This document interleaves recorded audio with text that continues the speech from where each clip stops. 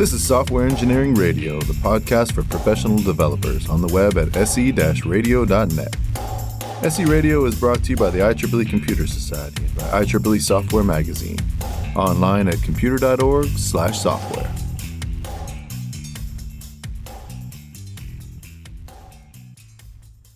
Hello, this is Justin Byer for Software Engineering Radio, and today I'm speaking with JP Aumasson. JP is co-founder and CSO of TARS. JP is known for his work in cryptography, including the reference book Serious Cryptography, the widely used algorithms Blake 2 and SIPHash, and talks at leading industry conferences such as Black Hat and DEF CON. Welcome to the show, JP. Thank you, Justin, for the invitation. Of course. So just to start off the episode, I want to lay kind of a foundation on what we're going to be talking about today. So in cryptography, there's generally the two large areas that I hear discussed, encryption and hashing. Can you kind of do a quick discussion on what they are, how they differ, and a little bit on where you might use one or the other? Yeah, that's a good way to start a discussion. So I guess you refer to encryption and hashing or signature. I mean, today crypto is a very rich field with many different protocols, many different schemes. But as a software engineer, most of the time, you will be concerned with some form of symmetric key encryption or public key encryption. And most of the time, what you want to do is encrypt some data or maybe hash some data. So maybe fundamentally, the biggest difference is that encryption will address confidentiality of the data, or secrecy, whereas hashing is most often used to preserve the integrity of the data, so to ensure that the data has not been modified, be it accidentally or maliciously. And there's a few differences depending on the use case and the attack model. All right, awesome. So essentially, we're using encryption when we're striving for things like confidentiality, and hashing is generally used in the field of data integrity, and then there's some overlap and crossover between the two with certain functions. Yeah. So initially, the point of hash functions was to protect integrity, but they ended up being like the Swiss Army knife of crypto. You can find them pretty much everywhere, even in pseudo-random generators, and you can even build encryption schemes based on hash functions. Okay. So we are going to dive a little bit into hashing and how hash functions are created and where that's used with encryption, but just kind of moving to a more fundamental concept in crypto. I usually hear the discussion around randomness being, the big, base level foundation of all things crypto. Can you kind of talk about how we define and measure randomness of data? Maybe that's the most important thing in crypto, randomness. Like when I give my crypto training, the first session is not about encryption, it's not about symmetric or public key, it's about randomness. Because randomness, if you don't have a good random generator in crypto, then everything becomes predictable, therefore insecure. And the reason why it is so is that all of cryptography tends to rely on some type of secret. Usually the secret is a key or secret key, private key, however you call it. But the secret key must be unknown to the attacker. So unknown means unpredictable, means random. It means that at some point you have generated a key using some pseudo-random generator.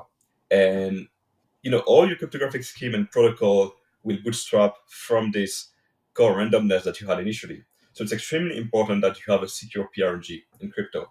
And maybe what's also important when I tell my students is that when you talk of something random, if you look at a string, 01101, you cannot tell if something is random itself. What is random is the process that you use to generate something. Okay. And I usually hear when people start to discuss randomness, the term entropy thrown around. Can you kind of discuss what that is, how that fits into the overall picture? Yeah. Entropy is maybe one of the most confusing terms of crypto. You sometimes hear people, generating a string, 32 bits and say, oh, that's my entropy.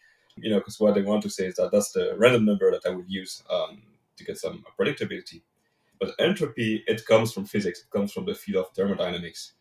And it's just a way to quantify, to measure the level of uncertainty or randomness. So most of the time, you want to have an entropy level that is as high as your security level. So just to simplify, let's say you want to generate keys of 128 bits. So you want a generator that has at least this level of entropy.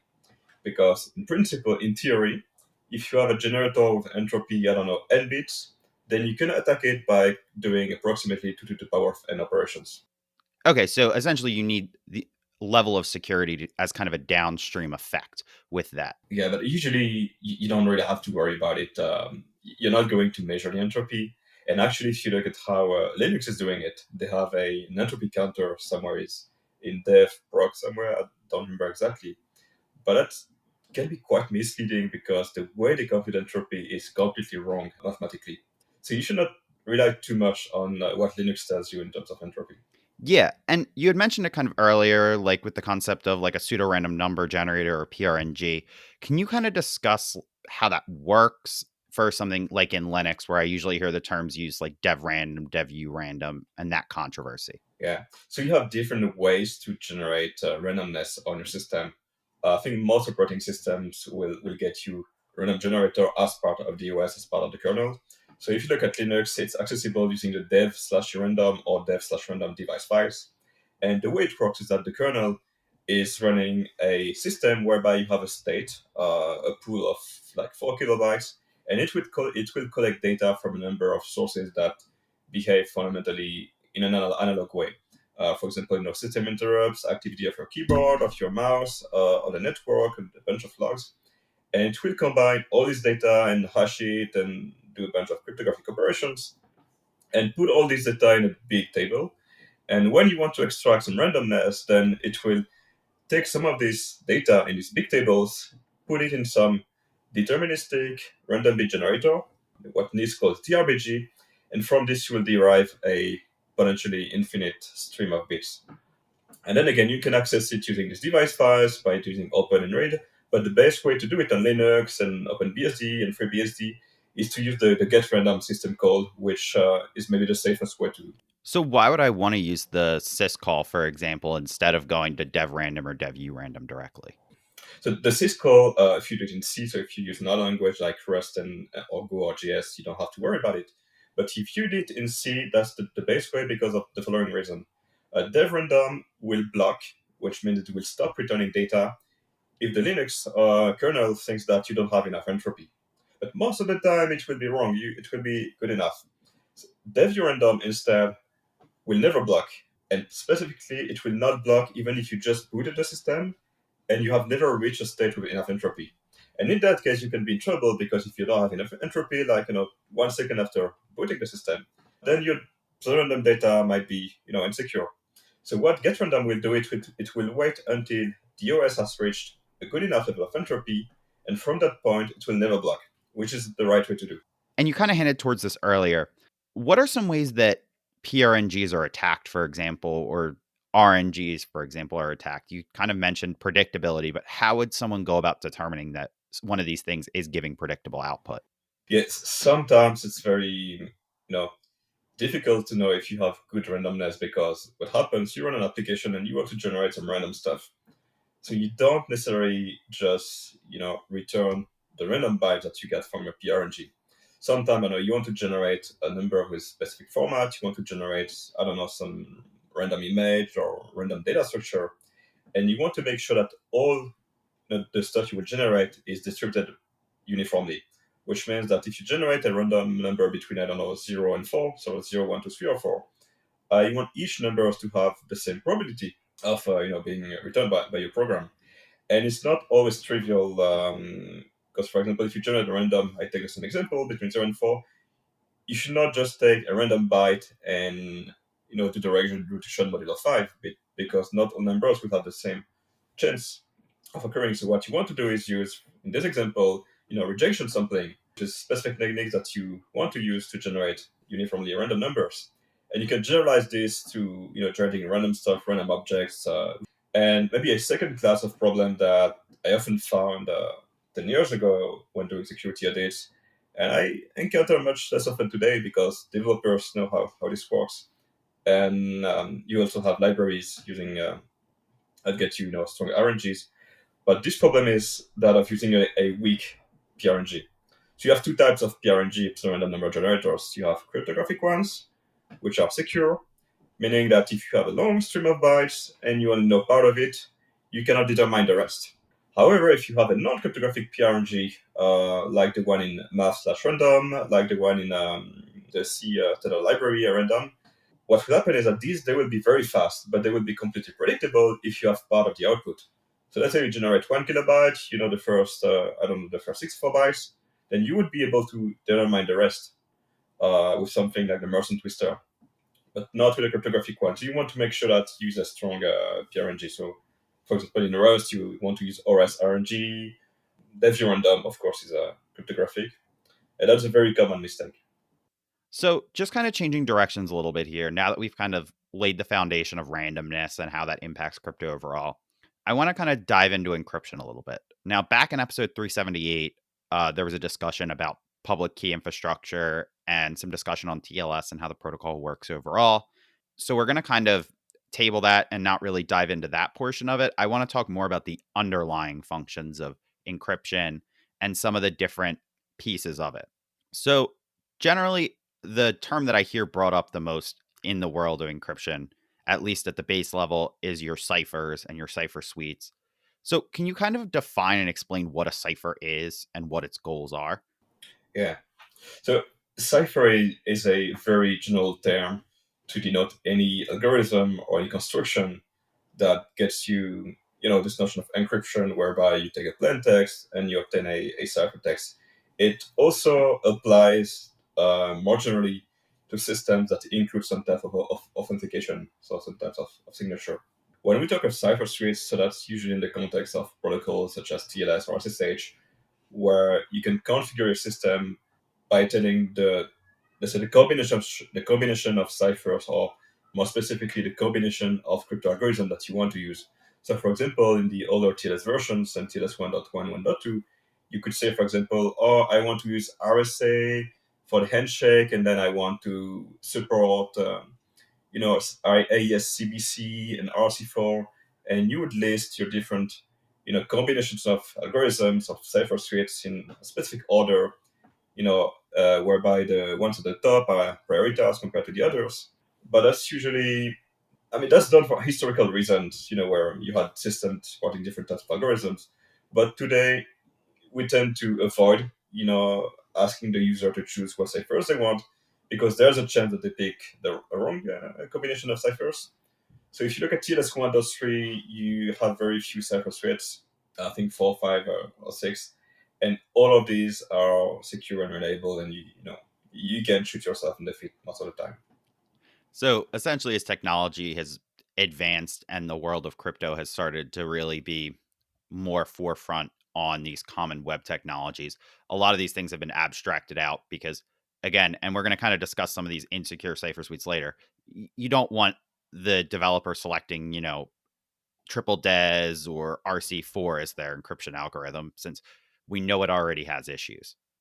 Even though sometimes you might, if you deal with some legacy system, you might not have the choice if you want to communicate with this old device laying around in your company. So there are some cases where you want to use them, but just be careful. But just kind of changing subjects a little bit.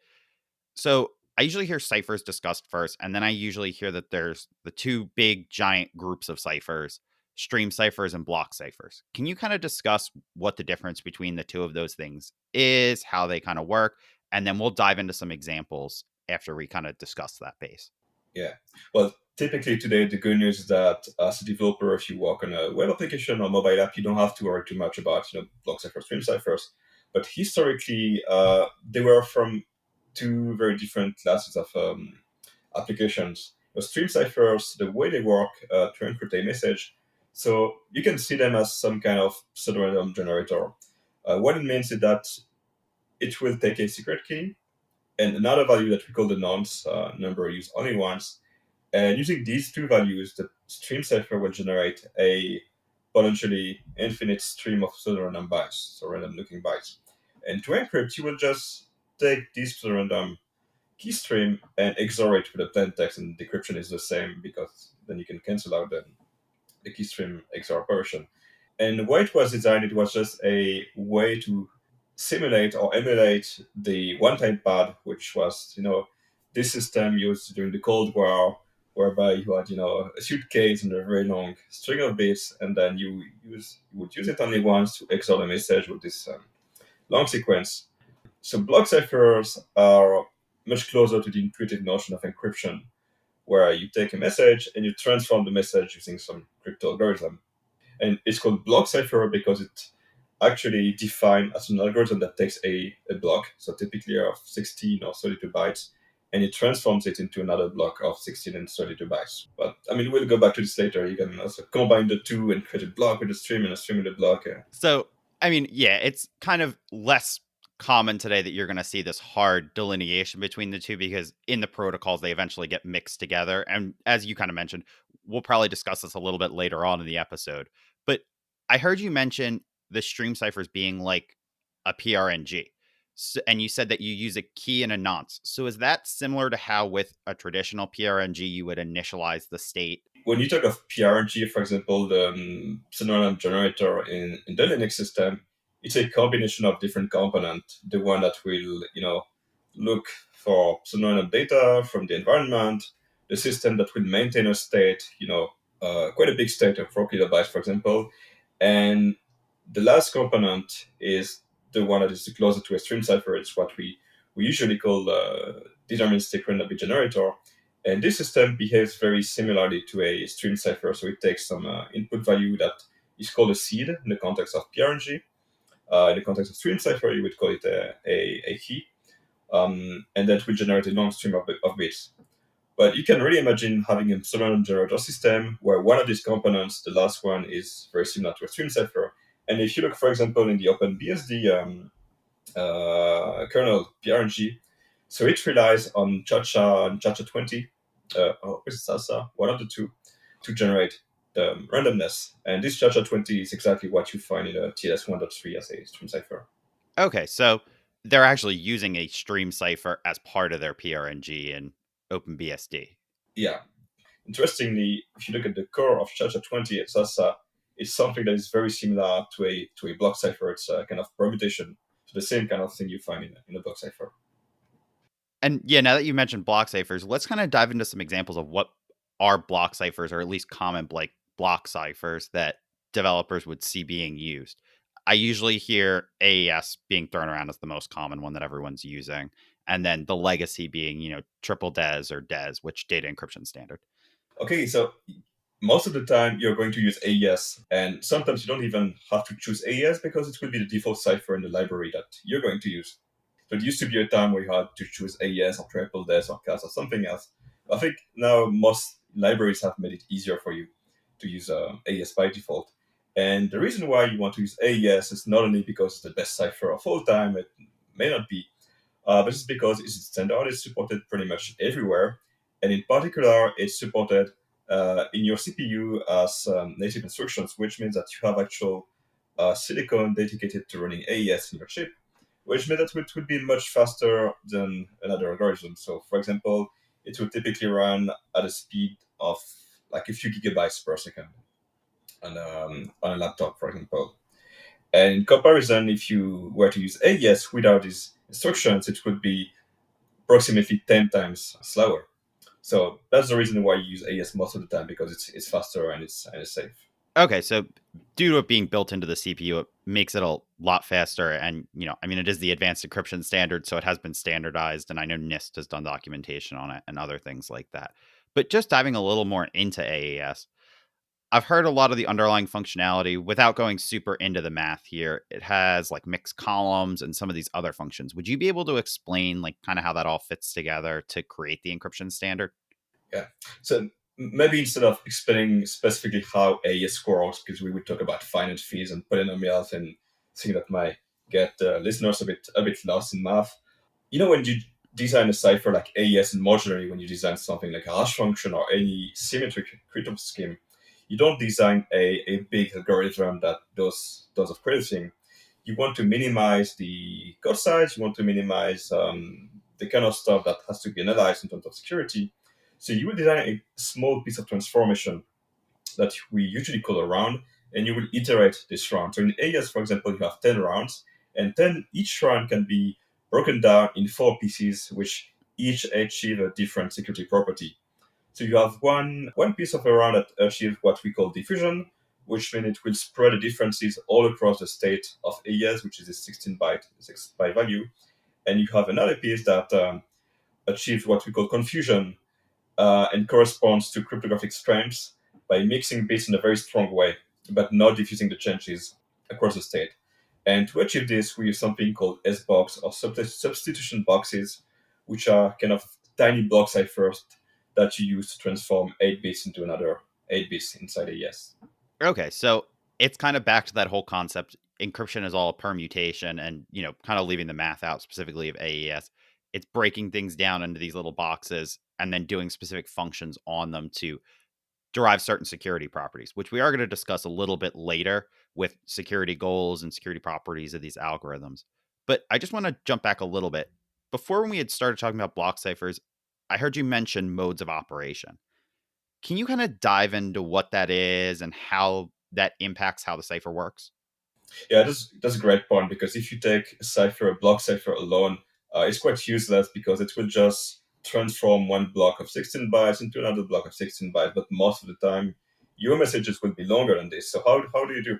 The very naive way to do is just split your message into blocks of 16 bytes and then encrypt each block individually, independently of the others. So that's what the mod called ECB, Electronic Code Book, is doing. But that's not a very secure mode, because if you have two blocks which are identical, then the output blocks, self-addicted blocks, will be identical as well. So an attacker might be able to pinpoint which blocks are identical in the plaintext. So that's usually illustrated using the image of the Tux penguin, to see that if you encrypt Tux and each block is one part of Tux, then the corresponding image as a bitmap will have the similar shape. So what you want to do instead is use a mode that is a bit more advanced. For example, the CBC mode, cipher blockchaining, and this has nothing to do with blockchains.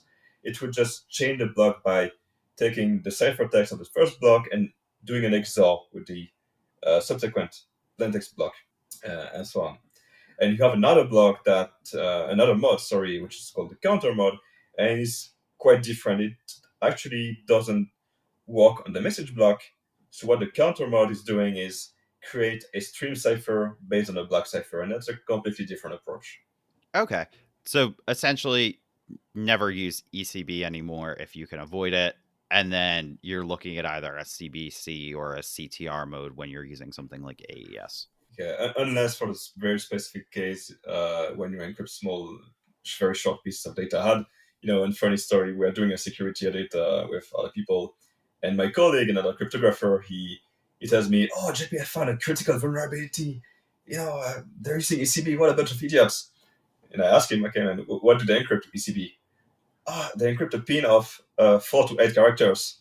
So, well, that fits in the block. You don't need a mod for this. So that's the only exception where ECB is fine. Yeah, I'm sure there's probably somewhere in the PCI pin pad standard that ECB is still acceptable for small data inputs. But as you kind of mentioned there, so we've kind of discussed these modes of operation, and you mentioned how in a block cipher everything's split up into these nice little blocks, essentially of a certain size, 16 bits. So what do you do if your message doesn't fit nicely into that? Yeah, so when you use the blocks, you're going to use the mod CBC or the counter mod. And maybe I can briefly explain how counter mod is working, because it's quite interesting to see how you can create a stream cipher from any block cipher. So the way it works, you're not going to split the message into blocks at all. You're first going to generate a string of random bits like you would do with a stream cipher. And the way you do it, so your first block will be, for example, the value 0, and you will encrypt the value 0 with your key. And then you're going to encrypt 1, you're going to encrypt 2, and so on, as blocks of 16 bytes. And you're going to take the result as a long stream of bytes. And then you're just going to XOR the stream of bytes with your message. There's just one catch here. If you encrypt multiple messages, you don't want to have the same stream of bytes, because it will be insecure. So instead, you're going to use a nonce, a number that you're going to use only once for each encryption instance. And instead of just encrypting 0 and 1 and 2 and 3 and so on, you're going to encrypt as first block the concatenation of 0 with your nonce, with your sometimes called an IV. And this will ensure that the pseudorandom string you're going to generate will be different for every message to be encrypted. And that's how the AES counter mode works, and that's how the AES GCM mode works. So you might be familiar with GCM, which is the standard used pretty much everywhere, like in TLS and TLS and SSH. Yeah, so I've heard AES GCM thrown around. I believe it's the Gauss counter mode of it. Can you kind of talk a little bit about why you might use GCM mode? Yeah, so you have very good reason to use GCM. So GCM is not just an encryption mode; it's an authenticated encryption mode. which means that not only you're going to encrypt the message, but you're also going to generate a MAC, so message authentication code, some value that will allow you to verify that the message has not been modified. The listeners might be familiar with HMAC, hash-based MAC, which is a way to produce values that are, symmetric key signatures, so to speak. The value that you will generate when you receive the message to make sure it's not been modified. So AES-GCM is just a way, a two-in-one algorithm whereby you both encrypt the message and generate this stack. So you don't have to combine AES-GCM with HMAC, nor with any MAC for that purpose. It's doing everything for you. And that's a much simpler way, it's a much more efficient way than combining CBC and HMAC, for example. Yeah, and that's actually probably a good point to start talking about hashing and then kind of working into that discussion on keyed hashing and how that, impacts things like these authenticated hashes with, using HMAC in combination for AES-GCM. So just to start off and set kind of that base level, how does a hashing algorithm work? I mean, you commonly hear like, oh, I'm going to hash this piece of data for the purpose of integrity. But how does that kind of work under the hood? So a hash, I would say, is maybe the simplest type of algorithm you can imagine and you can design in crypto, because it's just about taking a piece of data of any size, and from this piece of data producing a value of fixed short size, so typically 256 bits with the case of SHA-256. Blade2 is kind of the same. And the way it works under the hood, so it's pretty much the same kind of operations you're going to find in a block cipher. So these operations where you mix bits in a way that is highly nonlinear. So in cryptography, nonlinear usually means secure, which means you have a very complex relationship between the input bits. And hash function behaves randomly, but meaning that not meaning that it's probabilistic. So if you have twice the same input, will have twice the output. It will be deterministic, but it will behave in such a way that you cannot predict the output if you don't know the input at all. So let's say I have two different messages and have only one bit of difference. I may know the hash of the first one, but it will not tell me anything on the hash of the second one because it will be completely different from the first hash. So any small change in the input will have a complete, a huge difference on the output. So it behaves in this kind of unpredictable way that you need when you build a Mac, for example. Yeah, and usually when I hear hashes discussed, that there's two different families of them, a compression hash versus a sponge. Can you kind of explain what those are and how those differ? Yeah, sure. So what you refer to is the way you construct the hash function internally. Because if you look at how it works, when you're going to process a big message, you're not going to directly read the message and do something cryptographic with this gigantic message. What you're going to do instead is, like in a block cipher, you're going to split the message into blocks, and you're going to process each of these blocks iteratively in your hash function. And the two families you refer to, historically, we built hash functions using what we call a compression function. So a compression function is like a hash function, but with a fixed size input. For example, if you take the case of SHA-256, it takes the one input is what we call the chaining value, which is essentially the state of the hash function, and it's of 32 bytes. And it will take in the second input, which should be the message block. And this message block will be, I think, 64 bytes, if I'm not mistaken. And the output will be another 32 byte value.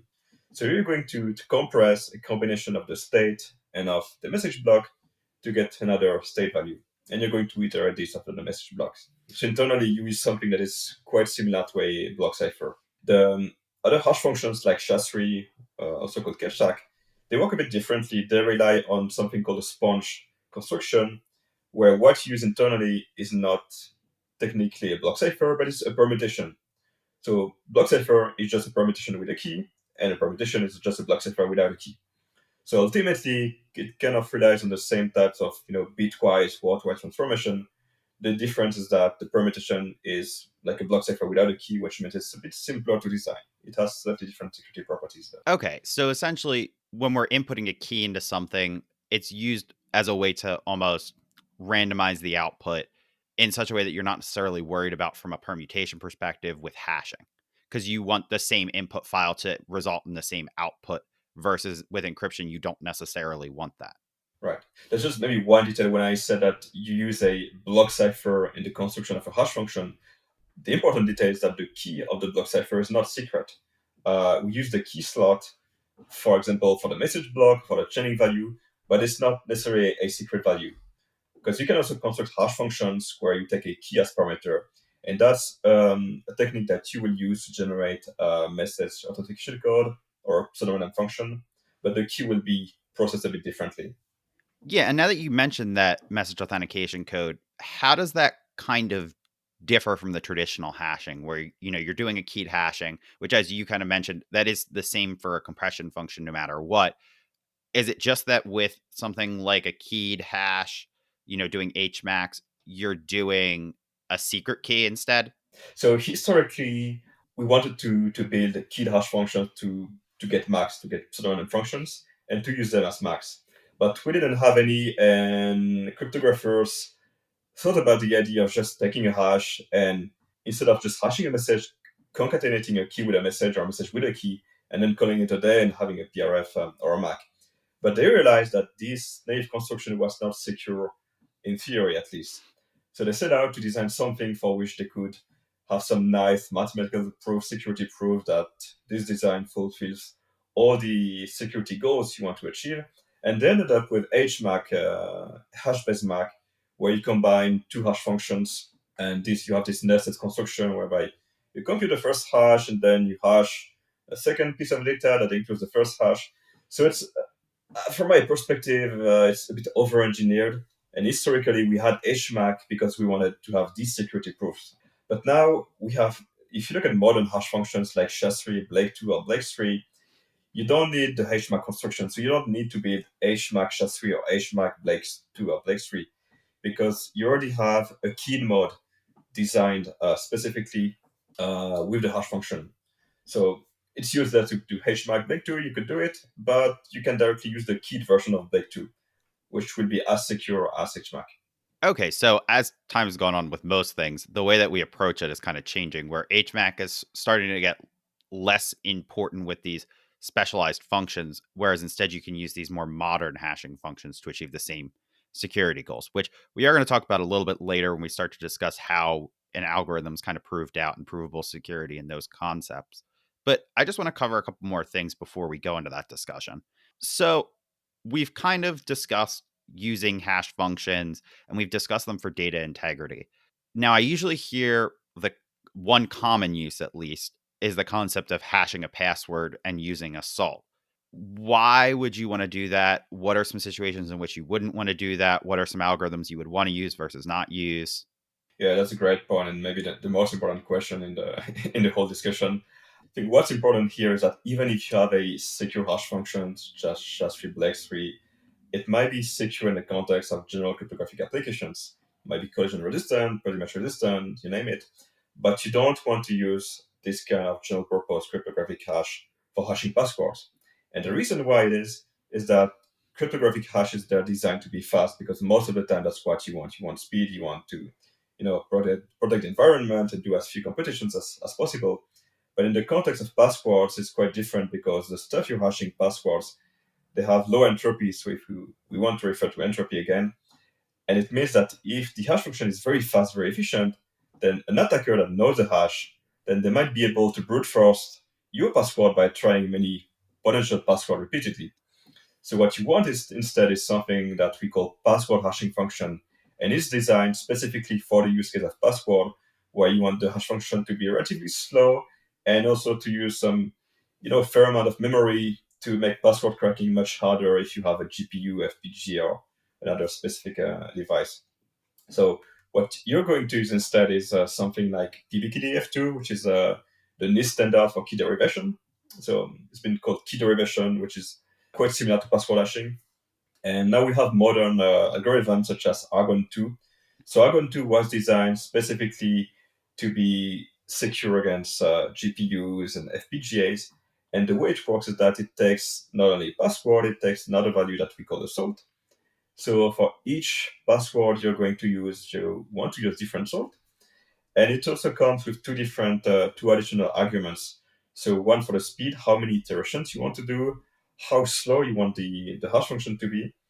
And the last argument is the memory usage, because you want to make the function not only slow, but to force the competition to use, for example, 10 megabytes or even 10 gigabytes of memory to make it even harder to crack by password cracking techniques. Okay, so the discussion around using these key derivation functions with salts and such, the goal is to get one, an algorithm that's hard to brute force easily, and two, using the salt kind of gives you that pre-computation resistance where someone can't pre-calculate an entire table of hashes and then kind of just match the two up. Yeah, exactly. That's a great summary. You're going to use a salt because otherwise the attacker knows in advance which hash function you're going to use. So they know in advance that if you hash the password 1234, you're going to end up with a specific hash value. So the salt is just a simple way to simulate the use of different hash functions. Because instead of using, I don't know, SHA-1, SHA-2, SHA-3, you just have to have it to use different salt, and the hash function will behave completely differently, which means the attacker doesn't know in advance what he's up against. So now that we've kind of laid this foundation, we've discussed encryption, we've discussed hashing, and we've kind of hinted to it throughout the show. I want to kind of start talking about security goals and how we actually validate algorithms as cryptographically secure and valuable. So, can you kind of discuss the difference between the view of like informational versus computational security in cryptography?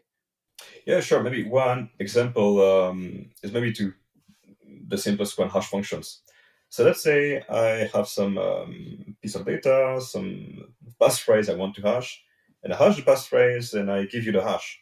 And let's say you have plenty of time on your hands. You even have infinite time, and you have infinite computing powers. So the question is, can you recover my the password or the passphrase I hashed? And the answer is no, because by what we call the pigeonhole principle, since there are many more possible different inputs to the hash than possible outputs, then there will be for each possible output many different inputs. So even if you have infinite computing power, you're never going to find the input that I used unless you know how it looks like. So that's what we call informational security, which is security even if the attacker has an infinite amount of computing power and infinite time. And computational security is just a way to say that, okay, if you have infinite computing power, you might find a solution to my problem.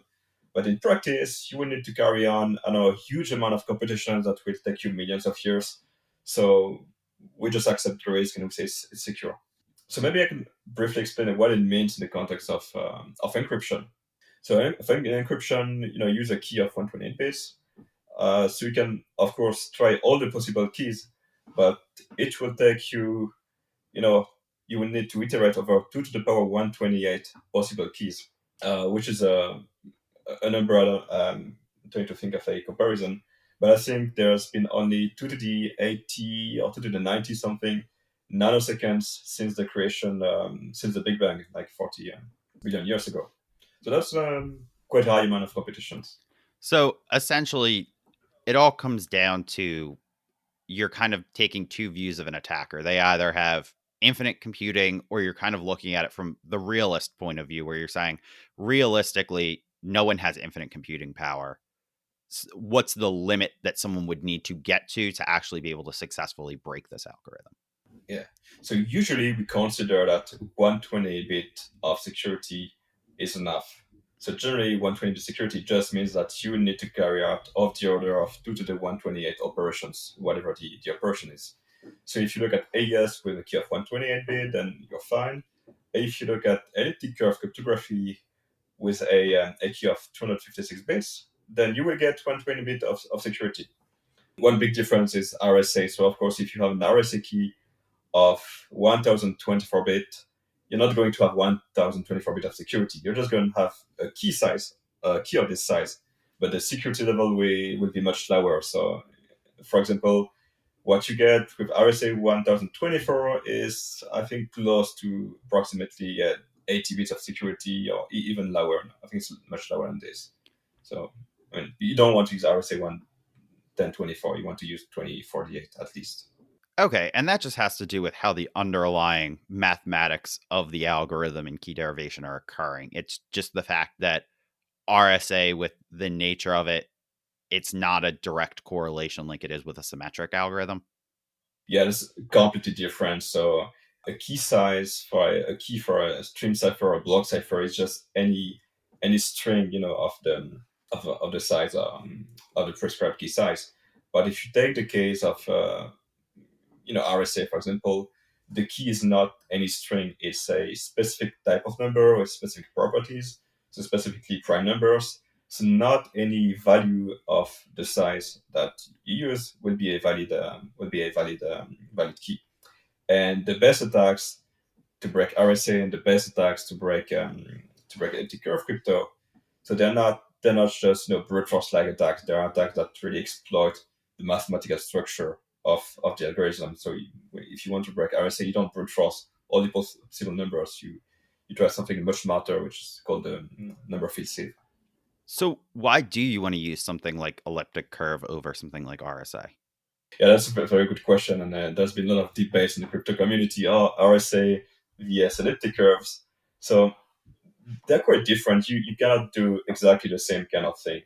RSA gets you encryption and signature, which means encryption. Then again, you have a plain text and you do the RSA operation and you end up with a ciphertext. So you cannot do this with elliptic curves. Elliptic curves can be used to encrypt stuff, but indirectly. Essentially, you would do a kind of Diffie-Hellman, and then you would use a share secret to encrypt the message you want to encrypt. So both RSA and elliptic curve crypto can be used to compute signatures, but with a big difference. So with RSA, you use private key and public key, and to sign a message, you use this private key operation, which is much slower than the one you would do with elliptic curve crypto. However, the verification time when you verify the signature, it's much faster with RSA than with the elliptic curve standard, like ECDSA or ED25 or 19. So if you really care about signature verification speed and if it's really important in your product, then you might prefer to use RSA signature than elliptic curve signature. But what we see, in most applications is ECDSA, elliptic curve signature. For example, blockchain applications is all elliptic curves. Okay, each of them gives you different benefits of speed and cost depending on what functionality you're trying to use with the algorithm. Yeah, and in both cases, you have to be very careful to the parameters you use, the kind of key you use, and you also want to pay attention to side channel attacks. So side channel is about exploiting, some information, some physical information such as the execution time. And in both RSA and elliptic curve, if the execution time depends on the private key, then you have, quite powerful attack that will, that you can reuse, that we can use to forge signatures or to directly recover the private key. Okay, and we're going to actually kind of discuss that when we start talking about black box and gray box attack models. But just before we get there, can you kind of discuss how an algorithm in the crypto community gets proven as secure? So, breaking news, we never actually literally prove the security of an algorithm.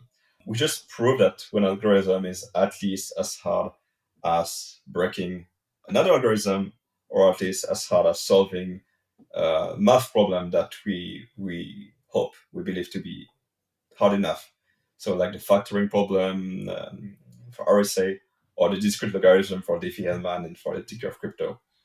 Or sometimes, the marketing department goes a bit overboard and they say, "Oh, this has been proven secure," whereas in reality, what's been proven secure is just, let's say, one type of attack on one specific security notion. So in the case of symmetric cryptography, you already have full-fledged security proofs.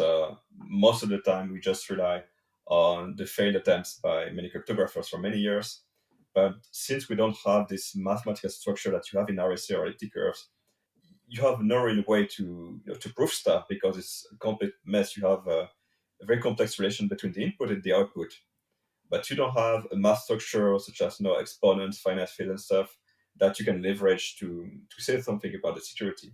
And that's what you have in elliptic curve crypto. And then again, you might have a proven paper, but your system might end up being completely broken in practice because of software bug, because of bad parameters.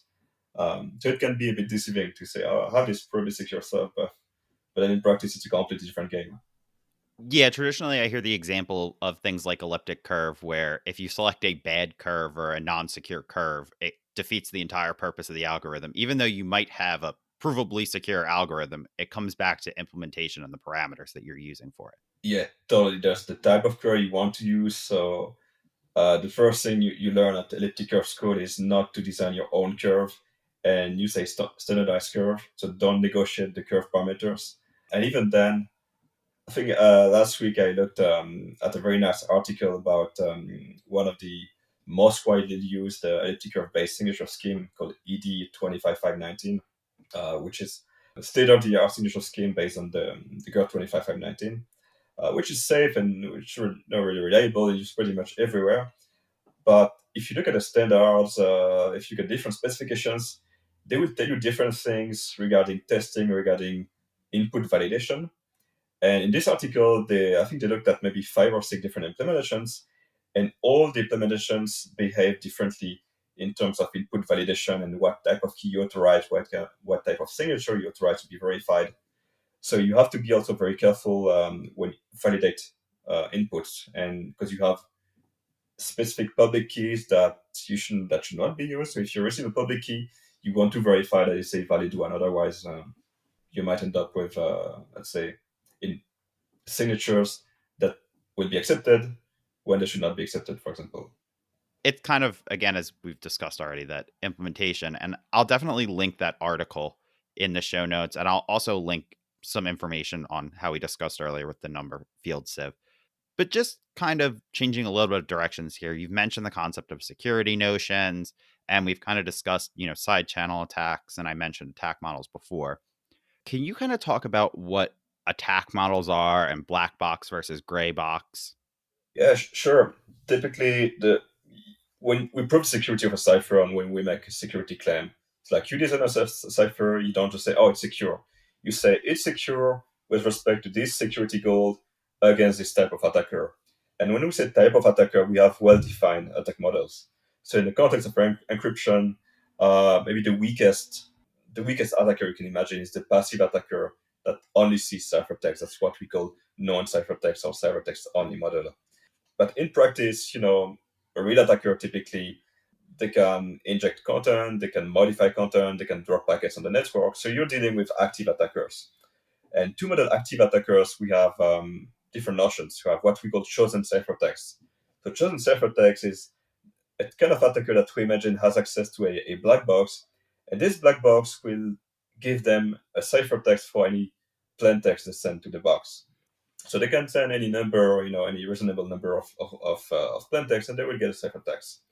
So in practice, you might not have access to such a black box because you don't have access to the key. Maybe there's some rate limiting of the system. Maybe you don't view the ciphertext. Maybe you only view part of it. But if you can prove that your ciphertext is secure in this context, then it will be secure in any model where the attacker has less power than a full, chosen plain text oracle. And there's an even stronger model that we call CCA, chosen ciphertext attacker. So this one makes little sense to people who are not familiar with cryptography because they're like, well, if you can decrypt any ciphertext, so if you have this black box that to which you can send any ciphertext and get the plain text, then what's the point of attacking the cipher at all? Because you can decrypt any message you want. So that's right. That makes a lot of sense. And but you have some cases where, for example, DRM, where you can decrypt you may be able to decrypt what you want, but what you're after is the key itself. It's not just the decryption capability. And then again, if you can prove a cipher secure in this very strong model of active attacker that can decrypt anything they want, then it gives you a pretty high level of assurance in the context where the attacker has less capabilities than this. But what about if an attacker, let's say, is able to compromise that key? Let's say that they do defeat your cipher. How do you prevent them from being able to then decrypt everything going back in history? Yeah, I mean, interestingly, if you look at, for example, messaging protocols like what you have in Signal, what you have in WhatsApp, which is pretty much the same thing, you make the assumption that at some point the attacker might have access to your device, or the attacker might have access to some of the keys that's used to encrypt the messages. Because in the protocol like Signal, so each single message is encrypted using a different key. So now you have this notion of backward secrecy and forward secrecy, which are quite different. So forward secrecy is about ensuring that if the attacker has access to your system, to your current keys, then they will not be able to decrypt the past messages and they will not be able to compute the previous keys. So that's, for example, achieved by rotating keys, for example, by hashing the previous key and getting another key and so on. So backward secrecy, backward security, which is also called sometimes post-compromise resistance or future secrecy, is a bit different. It's like the opposite and much harder to achieve. So it's about making sure that an attacker that had access to your device, that had compromised your system at some point, maybe they got a snapshot at time t of your system, then you don't want them to be able to predict the future keys in your system. And that's achieved quite differently in, for example, if you have a full compromise of your Signal or WhatsApp state, then in theory you cannot achieve this kind of security notion. You need some different assumptions. But then that's quite different from what we discussed before, INTCP and DCCA. So that's security of a protocol vs the security of an encryption scheme. Okay, so when you hear those things like perfect forward secrecy, or as you kind of mentioned, the reverse of that, those are more about the actual protocol implementation of something versus what we're talking about, where you have, chosen ciphertext attacks or known plain text attacks or what have you, where you're actually trying to defeat the underlying cipher. Yeah, totally. And if you look at this relatively simple case of message encryption, it looks quite simple. I send you a message, you send me a message. I mean, how complex can it be? But if you look under the hood, it's terribly complex. You have symmetric encryption scheme, you have the Fielman, and you also want to manage the case where so you make the assumption that you have guaranteed delivery and in order delivery, but at some point one party must be maybe offline, so you have to kind of queue the messages and make sure no message is lost, and you want to some extent the guarantee that you decrypt messages in the same order as the other party. So you have a lot of things to deal with, and it's pretty complex crypto protocols. And in turn, it also means that proving the system to be secure against real attackers is also quite hard. Yeah, because there's so many moving parts, it's kind of hard to just say, well, this big number math problem that we know is hard is, why this whole algorithm is completely safe. Whereas it's more about how they interact with one another. Yeah, totally, and that's what we call composition in the context of crypto. So you might have, a piece one that is secure, a piece two that is secure taken individually, but when you combine them, then because of some interaction with the two protocols, the combination is not as secure as what you would expect. And I think one of the tools used to prove the security of this is the family of formal verification techniques, which are kind of mathematical proofs that your protocol, under some reasonable assumption, will behave in a secure way. And we have this kind of proof, for example, for the Signal protocol. Okay, and I'll actually try to get some documentation and include that in the show notes in case there's any listeners that are interested. But we've kind of discussed security goals a little bit. Can you kind of dive into some examples of what those might be? Yeah, great point. I was thinking about it actually. So we talked about security in the CPA, chosen ciphertext, chosen plaintext, but what does it mean to be secure? So maybe the intuitive notion is that you should not be able to recover the message from the plaintext, from the ciphertext. But more precisely, how do you define this in mathematical terms? So the definition that cryptographers use is what they call semantic security, which is technically the same as what they call indistinguishability in the chosen plaintext attacker model. Okay. But to explain this in very simple terms, what it just means is that if you see a ciphertext, and even if you can do chosen plaintext queries, the attacker should not be able to determine any single bit of the plaintext. What it should only learn is the approximate size of the message that was encrypted, because the ciphertext is approximately of the same size as the plaintext. But otherwise, they should not be able to say anything about how the plaintext looks like, if it's only zeros or only ones. And that's why it's called indistinguishability, because the way we formalize it is by saying that ciphertext encrypted messages should look the same as random values. So we prove that an encryption scheme is secure by coming up with a mathematical proof that ciphertexts are indistinguishable from truly purely random numbers, purely random values. Okay, so it's kind of that almost that entropy discussion again, but instead you're talking about whether there's a relation between the actual plain text prior to encryption and the plain text after encryption. Yeah, totally. And if you look at the whole point, the whole security of symmetric primitives, so we talked about this, fancy notion, semantic security, chosen ciphertext, you name it. But ultimately, what you want to have is a transformation that behaves completely randomly, that behaves like if you are taking a random function from the set of all possible functions. And if you talk in terms of mathematical notions, it means you should have no correlation between the input and the output. In terms of a physicist, you should have no symmetry, which means that there should be no single property in the input that should translate in another property in the output. So it should be completely random. But the flip side is that because you have such a property of something that behaves in a completely random, chaotic way, so you have no structure that you can exploit to prove formally that it's a hard problem. So the listeners might be familiar with the class of hard problems known as NP complete problems, but you will not find NP complete problems in block ciphers or stream ciphers because they don't lend themselves to this kind of analysis. Okay, so essentially these symmetric primitives, they're a lot harder to draw these direct math correlations to them.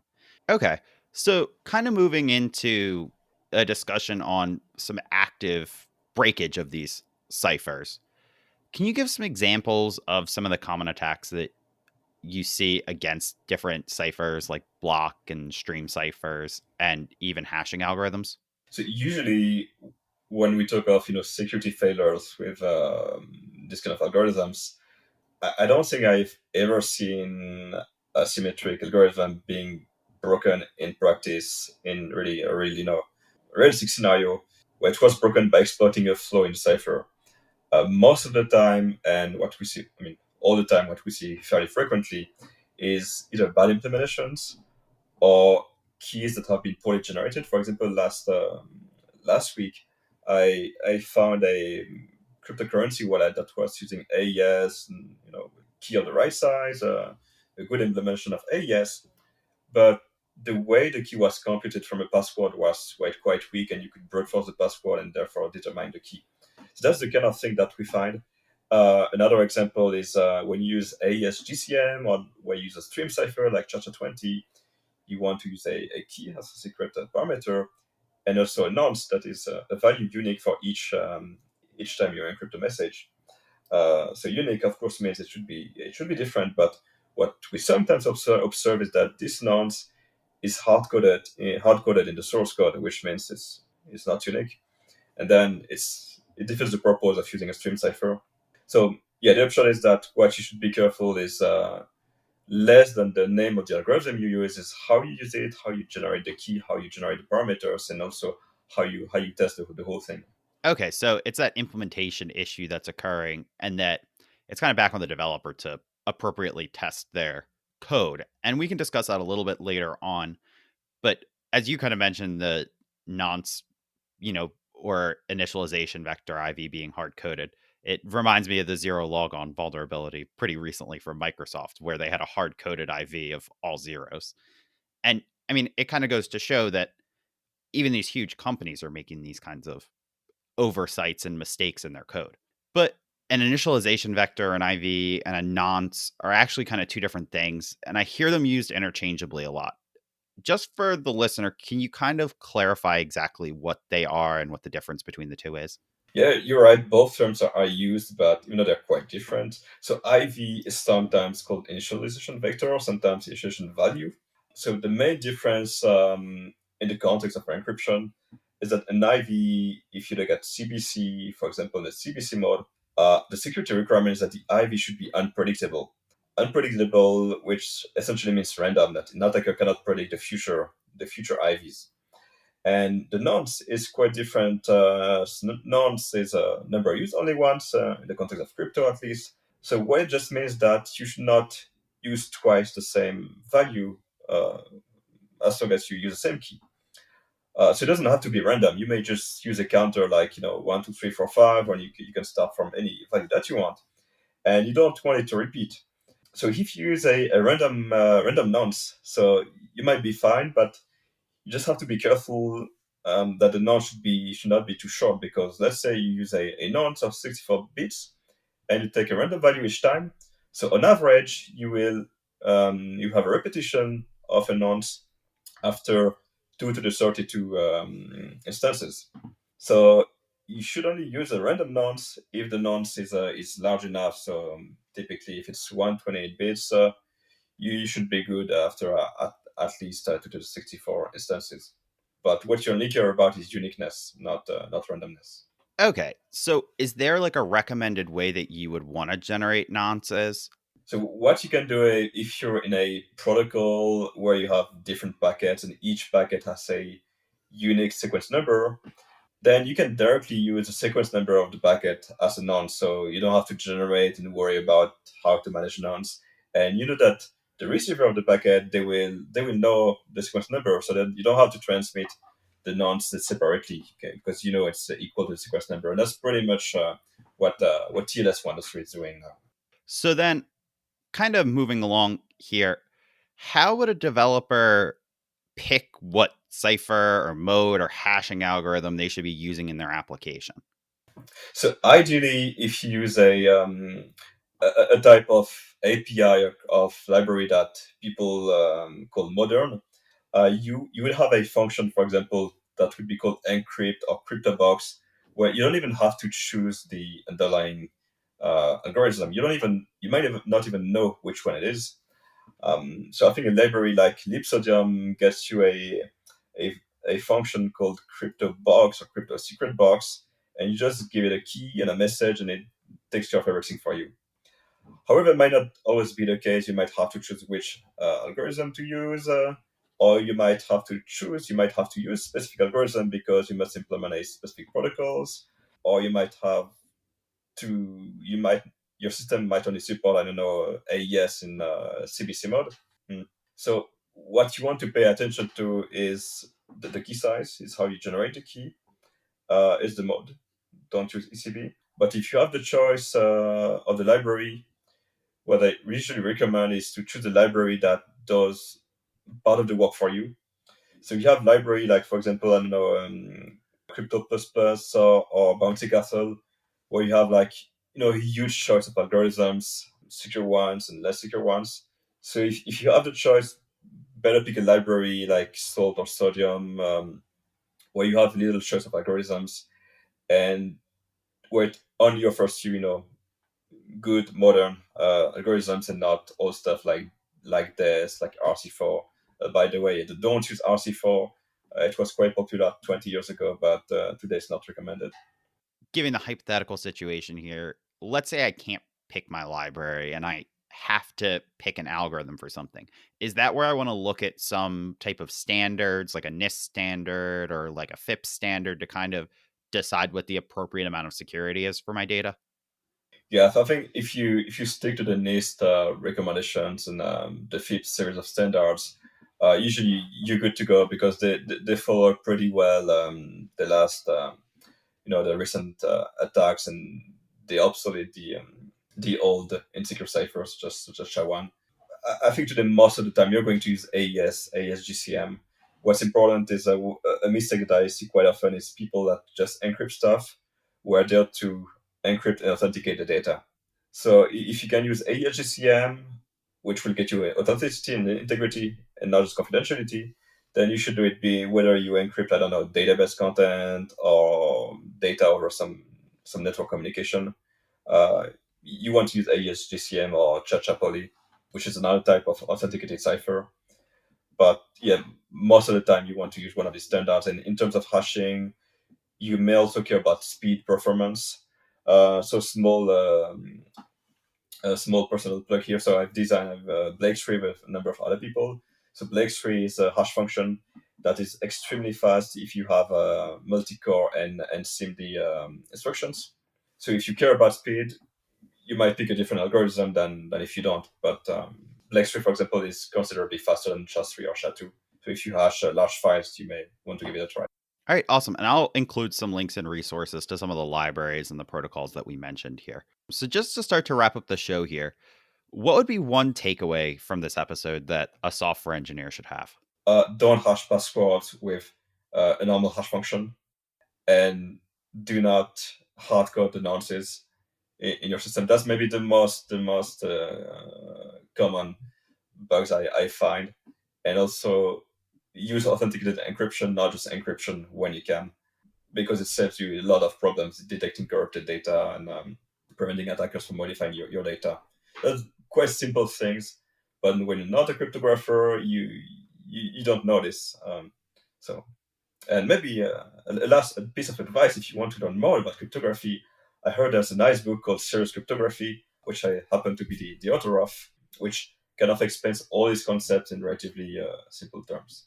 Yeah, so I'll definitely make sure to include your book in the show notes and in the references section. Just to kind of, completely close this out, is there any further work you're doing on the topic? Well, these days I'm working on a very different kind of cryptography that you find in blockchain applications. I'm interested in threshold signatures and threshold encryption, whereby you have multiple parties, but you only need a subset of these parties to collaborate to create a signature or to decrypt. That's really cool, but that's really for very specific applications like what we find in enterprise wallets. And I'm also interested in post-quantum cryptography, which is the kind of crypto that would be safe against quantum computers, but we don't have quantum computers these days. But NIST is working on standards just in case it happens. Yeah, we didn't really talk much about quantum crypto and quantum safe and post-quantum a lot in this episode, and maybe that'll be a topic for another show.